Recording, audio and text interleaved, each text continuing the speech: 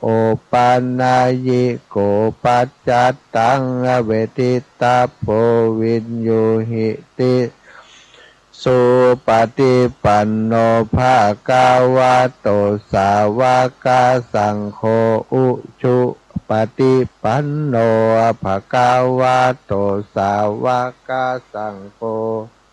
ยายาปฏิปันโนภะคะวะโตสาวกสังโฆสามิจิปฏิปันโนภะคะวะโตสาวกสังโฆยะทิทังจัตตาริปุริสายุขานิอัฏฐปุริสปุคลาเอสะภะคะวะโตสาวกสังโฆอาหุนายโยปาหุนายโยทักขินายโยอัญชลิการะนิโยอนุตตรังปุญญเขตังโลกัสสาติกับพระพร้อมกันเนื้อสัทธาญาติโยมทั้งหลายกราบพุทธังวารันตังศิระสานามามิกราบธัมมังวารันตังศิระสานามามิ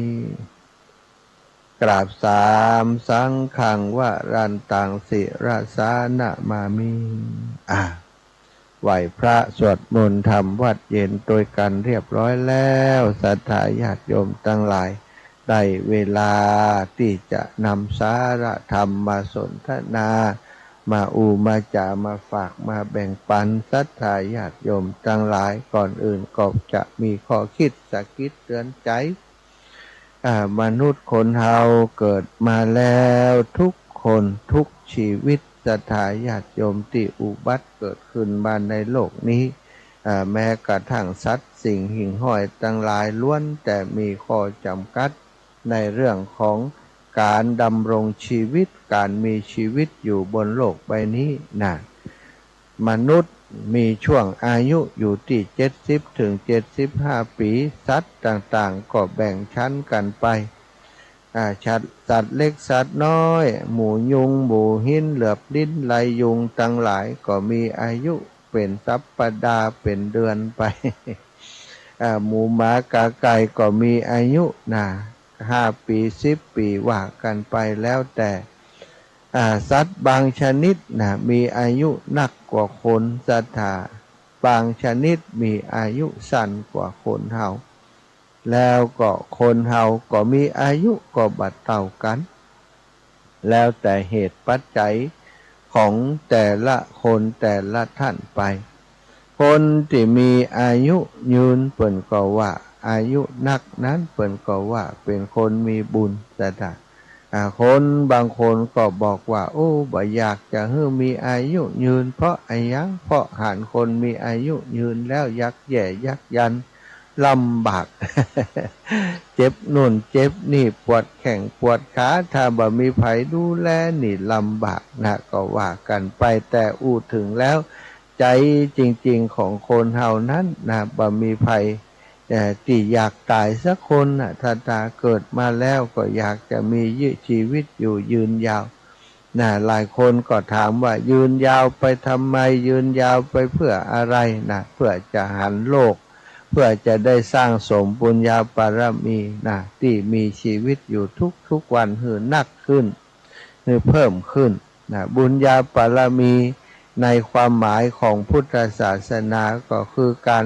ได้สร้างทำบุญสุนทรทานได้กินได้ทานได้สร้างประโยชน์ให้ตนและผู้อื่นนี่เรียกว่าการทำบุญการสร้างสมไปบุญญาบารมีศรัทธาชีวิตเป็นของน้อยเป็นของน้อยนิดเหมือนกับอายังศรัทธามีพระพุทธองค์ทรงเปรียบไว้ว่าเหมือนกับน้ำค้างบนยอดหญ้าตอนเช้ามาพระอาทิตย์ยังบ่ขึ้นกำจัดเขาจะหันว่าน้ำค้างมันจะตกมันจะยศอยู่ตามยอดหญ้าต่างๆถ้าสังเกตให้ดีมันจะรวมกันเป็นน้ำค้างยศน้อยๆก็อยู่สถาแล้วถ้า แดดขึ้นมาจากรุ่งอรุณเช้ามืดไปจนถึงแดดขึ้นแล้วแดดส่องอาทิตย์อุทัยฉายแสงส่องลงมาถูกใบไม้ถูกใบไม้ใบหญ้าถูกผิวดินอย่างต่างๆอุณหภูมิของดินของพื้นที่ของผิวโลกก็จะสูงขึ้นเนี่ยน้ำค้างบนยอดหญ้าก็จะมาหลอมรวมตัวกันรุบหลอมตัวกันเป็นเม็ดใหญ่ขึ้นแล้วก็ยั่วตกใบหญ้าไปตกลงไปในดินซึมลงไปในดินละเหยไปตั้งอากาศศรัทธาญาติโยมใช้เวลาบักกี่ชั่วโมงบักกี่ชั่วโมงลายหายไปแล้วชีวิตของมนุษย์คนเฮาก็เหมือนกันเปรียบประหนึ่งน้ำค้างบนยอดหญ้าเฮาเกิดขึ้นมาบนโลกใบนี้หลายคนอาจจะคิดว่ามันเมินนานศรัทธาญาติโยมที่อายุนักแล้วอายุเท่าแล้วอย่างหมู่เฮาท่านเจ้าทั้งหลายอาตมาก็อยู่ในกลุ่มของผู้สูงอายุแล้วนี่อายุได้60ปลายแล้ว62 63แล้วก็ถือว่าอยู่ในกลุ่มของผู้สูงอายุผู้สูงวัยเท่าแล้วเนาะแต่ถ้าโยมพ่อโยมแม่ทั้งหลายเท่ากว่าอาตมา70 80 90บางคน100ก็มีแต่100นี่ถ้าจำได้ฟังแล้วเนาะวิทยุธรรมะรายการธรรมะหูมันบ่อำนวยเขาก็จะหันว่าโอ้เวลามันผ่านมาแล้วเวลาป๊อบแป๊บก็มาถึงนี่แล้วมันมาถึงอายุเต่าอีได้อย่างไรบ่ก่อนนี่พอคนเฒ่าคนแก่เพิ่นโอ้หนังเหี่ยวหนังยานหูตาฝ้าฟางเฮาผมขาวโพลนเฮานี่คงอย่าแหมเมินอยู่จะแก่อย่างเพิ่นแต่มานั่งกึดบัดเดี๋ยวนี้มันมาถึงแล้วนอศรัทธาญาติโยมทั้งหลายแล้วอีกบักกี่มื้อกี่วันว่าบัดใดบ่ฮู้แหละวันใดเวลาใดบ่ฮู้ที่ชีวิตของเฮาจะต้องจากไปเหมือนกับน้ำค้างบนยอดหญ้านั้นที่พอถูกแสงกระทบก็จบลงไปหายลงไปในดินลอยไปในอากาศชีวิตของคนเฮาก็เหมือนกันวาระสุดท้ายของชีวิตอย่างใดก็จะต้องคืนกลับไปสู่ธรรมชาติสู่ดินน้ำลมไฟตามภาวะตามธรรมชาติจากตามสภาวะธรรมของชีวิตเมื่อชีวิตเป็นของน้อยศรัทธาญาติโยมบ่เมินนานเท่าใดหลายคนก็ยังประมาทว่าโอ้บัดเดี๋ยวนี้อายุหมออีอยู่ยังแหมเวลาจัดเมินกว่าจะถึง100 ปี ไปคิดว่าตัวเองจะอยู่100 ปีศรัทธาความเป็นจริงนั้นตัวเฮานี้กำหนดบ่ได้เหตุปัจจัยในการกำหนดว่าจะมีชีวิตที่ยืนยาวนั้นทุกคนบ่มีสิทธิ์ที่จะไปกำหนดหรือว่าบงการหรือว่าอยากจะตายวันนั้นวันนี้เวลานั้นเวลานี้อายุต่ออันต่ออีกบ่สามารถจะทำได้หรอกศรัทธาญาติโยมถึงเทคโนโลยีการทางวิทยาศาสตร์หรือว่าความเจริญก้าวหน้าทางเรื่องของการรักษาสุขภาพพลานามัยมีศาสตร์แขนงต่างๆโภชนาการก็ดีการรักษาพยาบาลโรคต่างๆก็ดีถึงจะเจริญรุ่งเรืองเท่าใดก็ตามแต่เหตุปัจจัยในการเสียชีวิตนั้นบ่ได้มีด้านเดียวศรัทธาญาติโยมบางครั้งนั่งรถเมล์อยู่ดีๆรถไฟมาซัดตูม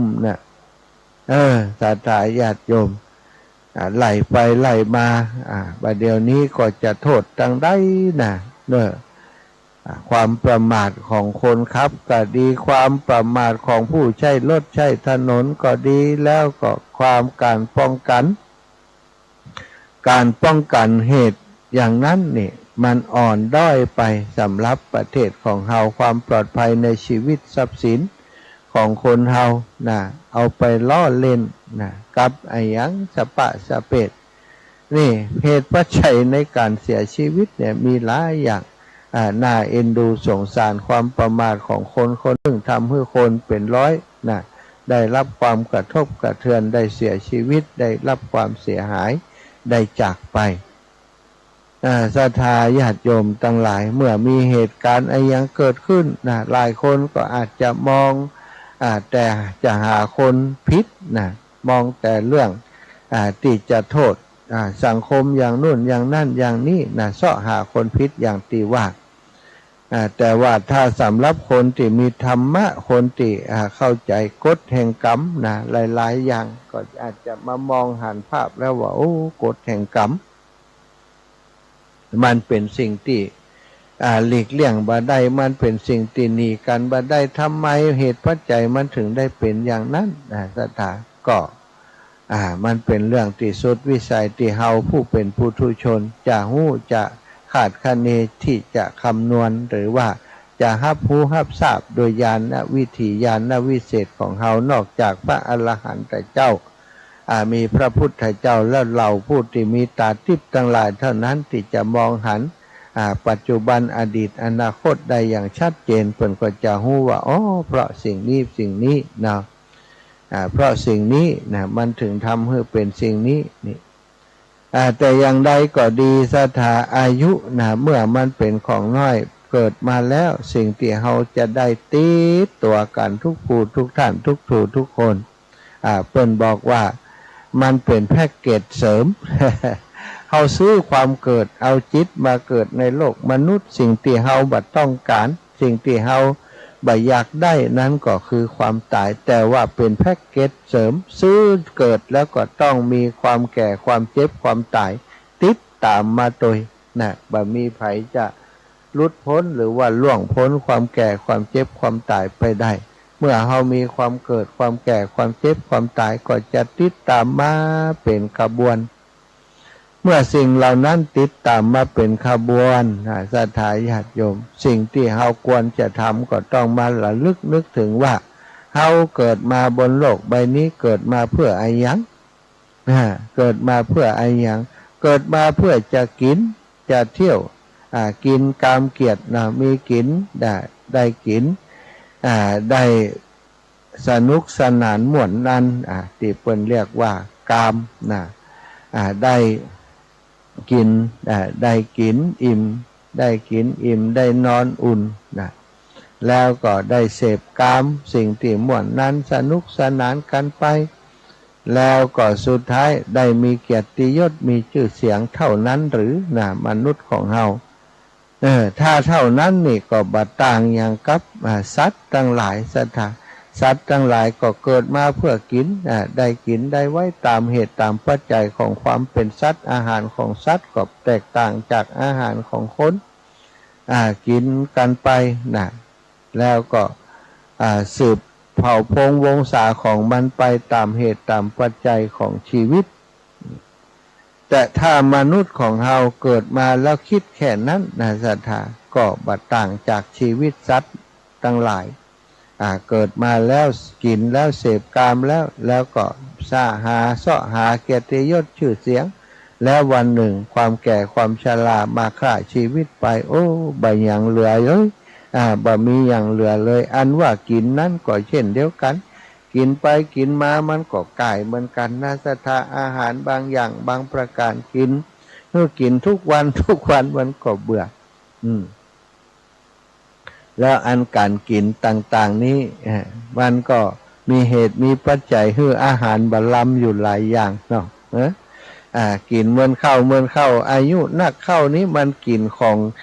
บางเตื้ออยากกินอันนั้นมันก็เคี้ยวบดี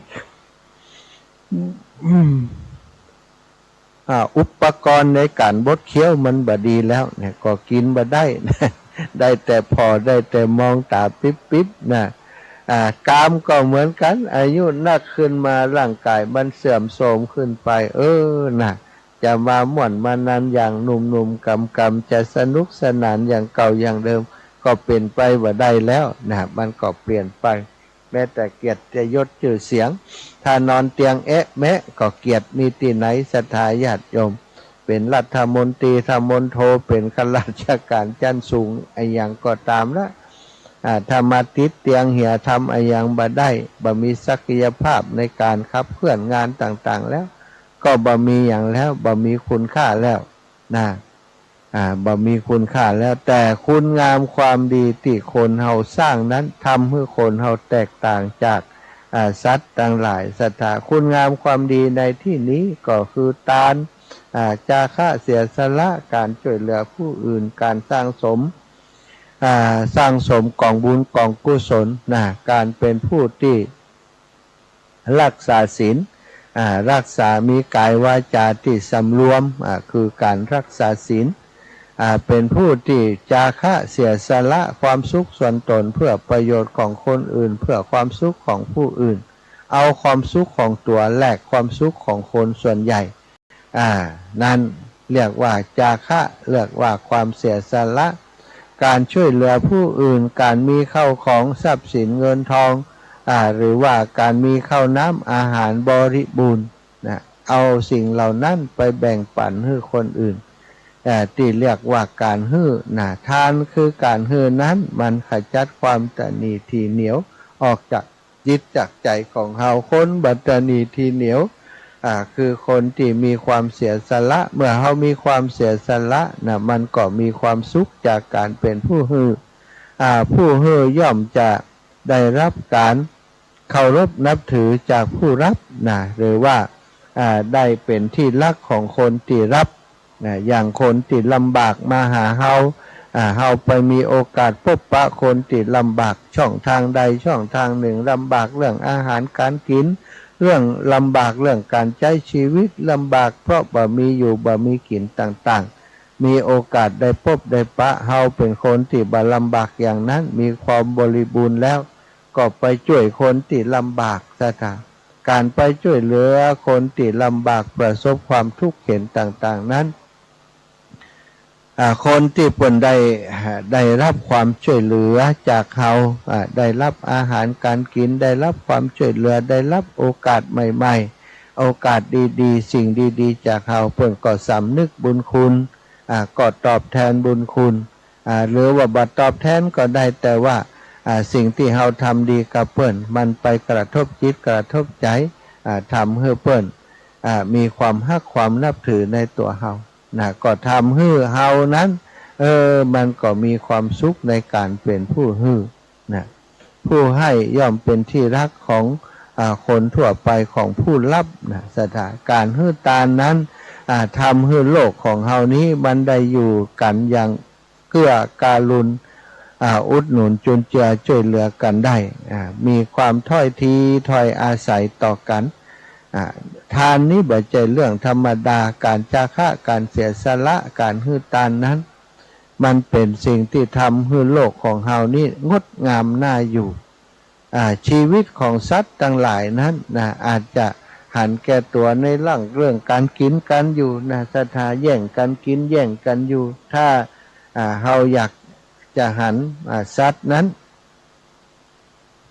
ส่วนใหญ่จะแย่งกันกินแย่งกันอยู่ลองเอาเนื้อเอาอย่างไปโจ่งคือกลุ่ม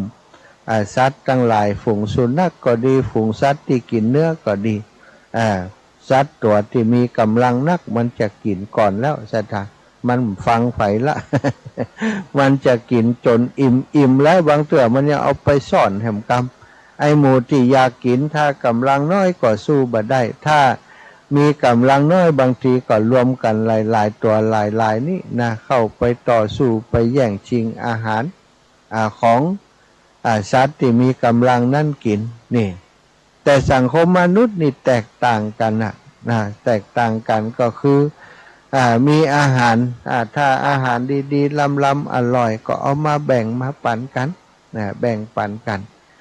ทำให้การแบ่งปันนั้นมันมีคุณค่ามันกลายเป็นความฮักความสามัคคีที่มีต่อกันต่อคณะต่อกลุ่มชนที่อยู่ด้วยกันการให้ทานนั้นเป็นเหตุปัจจัยหนึ่งที่ทำให้คนอยู่ด้วยกันโดยความสุขมีการช่วยเหลือเกื้อกูลกันแล้วก็การให้ทานก็ดีการรักษาสำรวมซึ่งกายวาจาใจของคนเฮาทั้งหลายก็ดีอันนี้เป็นช่องทางทำให้เกิดสิ่งที่เรียกว่าบุญเรียกว่ากุศลกฎระเบียบของสังคมศรัทธาญาติโยมสมัยเมื่ออดีตดึกดำบรรพ์เปิ่นก็ใจกฎของศีลเนี่ยบ่ได้มีกฎหมาย กฎบ้านกฎเมืองเป็นร้อยฉบับเป็นพันฉบับอย่างในยุคปัจจุบันนี้นะบัดเดี๋ยวนี้อย่างเพิ่นก็อ้างกฎหมายหมดนะศรัทธาญาติโยมทั้งหลายนะเพราะว่ากฎหมายนั้นเพิ่นบอกว่าเป็นสิ่งที่จะมาควบคุมพฤติกรรมของคนในโลกนี้กฎหมายแต่ละประเทศแต่ละบ้านแต่ละเมืองก็แตกต่างกันไปอย่างในบางประเทศนี้กฎหมายของประเทศรัฐธรรมนูญของประเทศก็เป็นอย่างนี้อย่างหนึ่งแล้วก็มาแหมก็มีกฎระเบียบกฎหมายของกฎหมายของพื้นที่นะจังหวัดนี้ก็ออกกฎหมายของจังหวัดนี้กฎระเบียบของจังหวัดนี้มาแหมกฎของอำเภอนี้ของตำบลนี้แม้แต่กฎของบ้านของหมู่บ้านของชุมชนแต่ละที่ละแห่งก็บ่เหมือนกันแล้วก็แยกย่อยซอยลงไปแหมกฎระเบียบของการใช้น้ำกฎระเบียบของการใช้ไฟใช้พื้นที่สาธารณะใช้ศาลาใช้อะไรอย่างต่างๆของหมู่บ้านชุมชนล้นแต่มีกฎมีระเบียบแต่ศรัทธาญาติโยมอีพ่ออีแม่ทั้งหลายพระอริยะเจ้าทั้งหลายบ่จำเป็นจะต้องมีกฎระเบียบมากมายถึงเพียงนั้นแต่ว่าเปิ้นคนยุคก่อนสมัยก่อนนะเปิ้นอยู่ด้วยกันโดยสันติสุขโดยความสงบสุขเปิ้นใจเพียงแต่กฎของศีลนะกฎของศีลระเบียบของศีล5ประการการสำรวมกายวาจาใจอยู่ในสรุปอยู่ในศีล5นะได้5ประการนี้สามารถควบคุมกฎหมายทุกฉบับได้เลยกฎหมายทุกฉบับไล่ไปเลยศรัทธาบอกว่าจะฉบับไหนนะการยักยอกทรัพย์นี่ศรัทธาการปล้นชิงพกชิงวิ่งราวการปล้นทรัพย์ลักทรัพย์นี่อยู่ในศีลข้อที่1การทำร้ายซึ่งกันและกันการฆ่ากันก็ดีทำร้ายกันก็ดีแย่งชิงอะไรอย่างทำให้ผู้อื่นได้รับความเดือดร้อนอันนี้ก็อยู่ในข้อเบียดเบียนเปิ้นข้อที่1แล้วก็โลกใบนี้นะคนที่มีกิเลสตัณหานักก็แย่งชิงของรักของชอบใจผู้อื่นเป็นจู้เป็นเจิงเป็นกิ๊กเป็นเกิกอะไรอย่างกันสภาพที่เฮาได้ยินได้ฟังในยุคปัจจุบันที่สังคมมันเอื้อให้คนกระทำผิดกันโดยเทคโนโลยีต่างๆมากมายน่าศรัทธาก็ผิดข้อระเบียบผิดนอกอกนอกใจแล้วก็ทำให้เกิดความเดือดร้อนกับครอบครัวของเปิ่นของตัวก็เป็นศีลข้อที่3ถ้าคนสำรวมในเรื่องของการที่จะมีผู้ครองนี้ก็จะทำให้เปิ่นบัดต้องเดือดร้อนกฎหมายเกี่ยวกับเรื่องของสิ่งโมนี้ก็บ่จำเป็นจะต้องมีแต่ที่มันมีรายละเอียดต่างๆมากมายนั้นศรัทธาญาติโยมก็โดยเหตุที่คนละเมิดกฎระเบียบละเมิดเรื่องของศีลบ่สำรวมเรื่องของศีลนี่เองต่อจากนี้ก็มีคนเฮาปัจจุบันนี้ศรัทธาญาติโยมเพิ่นเรียกว่าวาทศิลป์วาทศิลป์ในการสื่อสารในการค้ากลยุทธ์ในการค้าต่างๆบางครั้งบางทีของบ่มีของบ่มีแต่ว่าเอามาขายศรัทธาขายอากาศขายลมต่างๆมาจุมาหลอกมาลวงเปิ้นทางเฟซบุ๊กทางไลน์เปิดเพจออกมาเอาสินค้ามาโฆษณามาบอกว่าของนี้ดีอย่างนั้นอย่างนี้ราคาบ่แพงของดีราคาถูกซึ่งตามความจริงแล้วบ่มีหรอกศรัทธาถ้ามันขายได้ราคานั้นแสดงว่ามันของบ่ดีจริง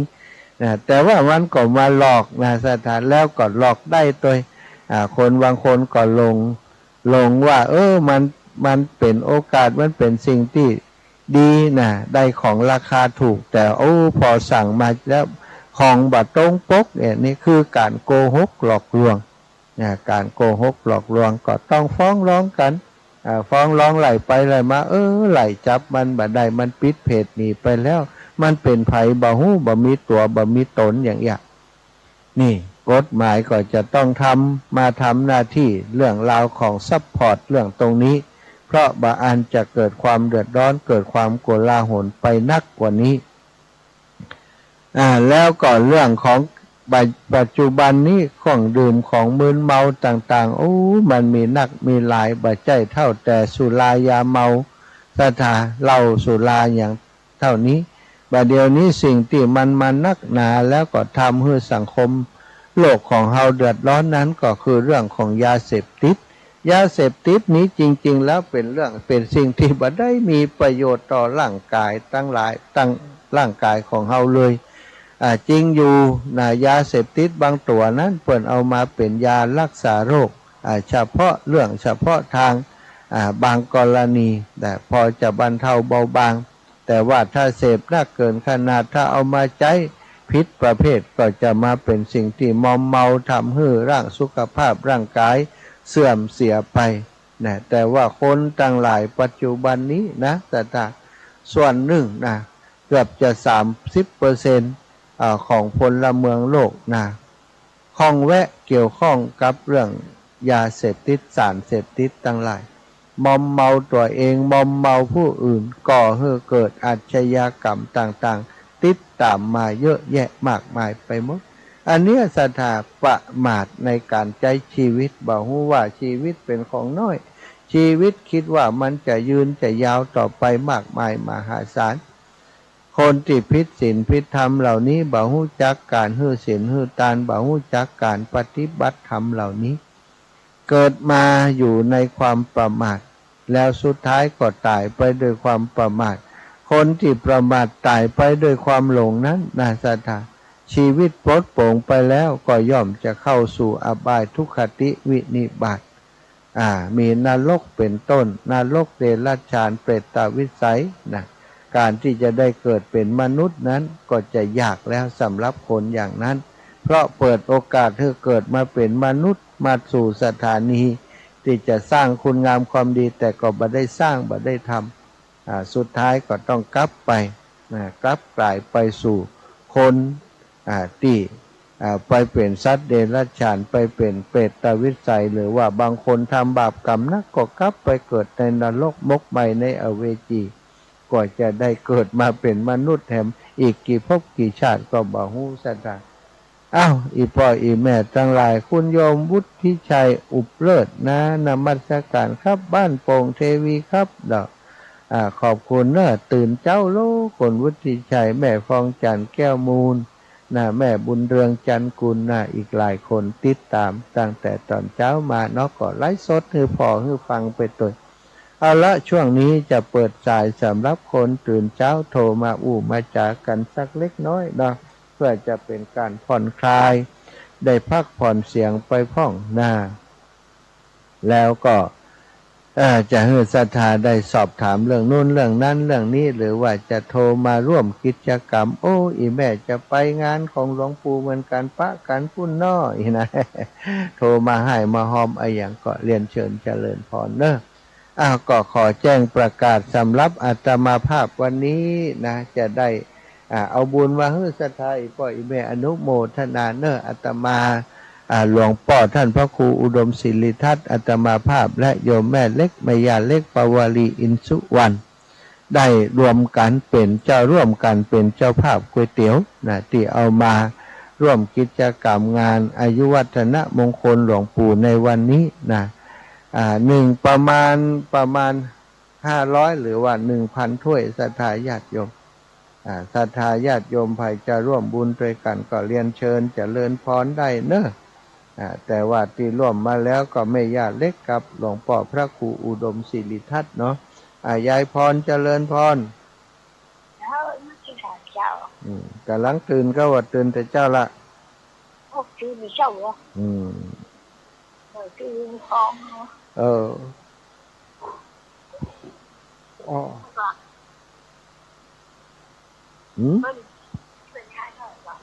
ถ่ายทอด7 โมงไป6 โมง7 โมง7 โมงหูหนาแล้วนี่ใช่ไหมยังพัดลมช่วย7 โมงเลย ชิบเปิดชิบเนี้ยอุ้งอ่ะ โอ้10 โมงอย่างประมาณเที่ยงบ่ายเป็น เข้าเช็คดิ ฉันเข้าเช็คก็เรียบร้อยจ้า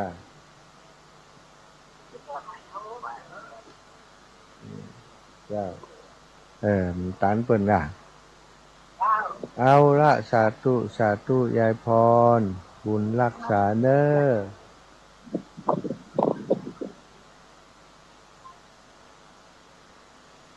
อยายพรนี่ขาประจำ ขาประจำเนาะหลายคนหลายท่านนะเปิ่นเอาโรงทานมาวันนี้ปีน้องเวียงปะเป่านี่สิริพรกันทะวงศ์นี่เอาอย่างก็เอาขนมจีนมาอีหรอหลายคนหลายท่านนะเขาวันนี้กล้วยทอด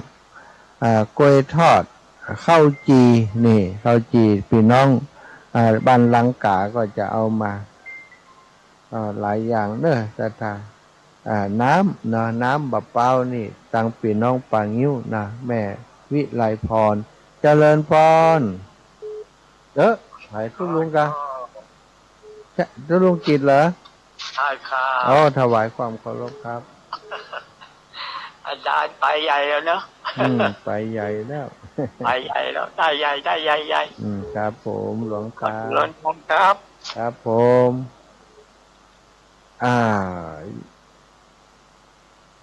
เจริญพรแม่สมบูรณ์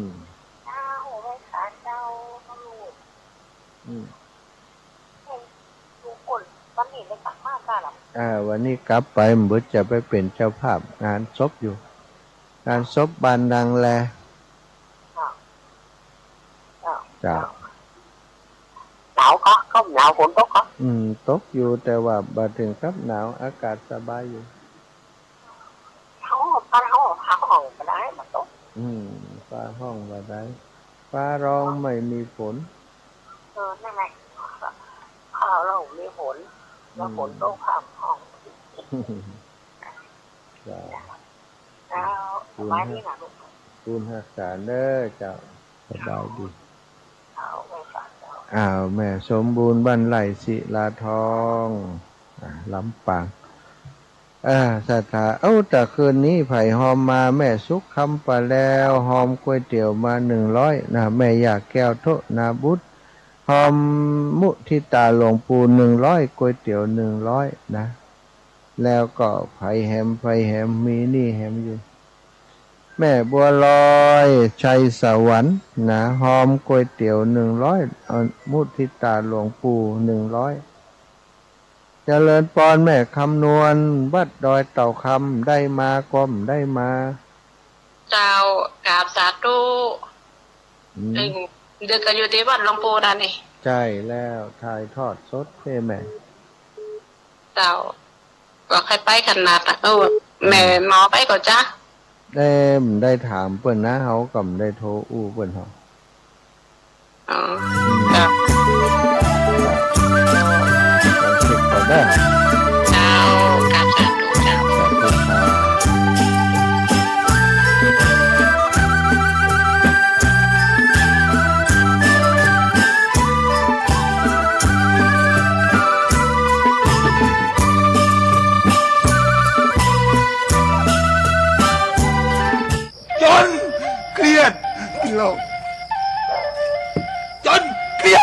กินเหล้า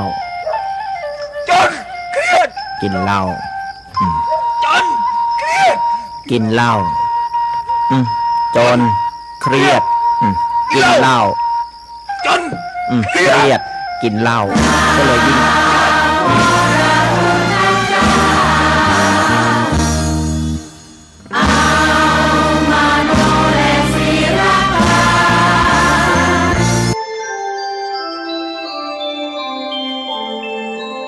ขณะนี้